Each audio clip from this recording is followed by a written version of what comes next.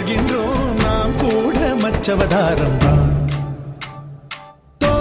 கருவில் இருந்தோம் கவலையின்றி கண்மூடி கிடந்தோம். அலைகளை அலைகளை பிடித்து கொண்டு கரைகளை அடைந்தவர் யாரும் இல்லை. தனிமையில் தனிமையில் தவித்து கொண்டு சௌக்கியம் அடைவது நியாயமில்லை.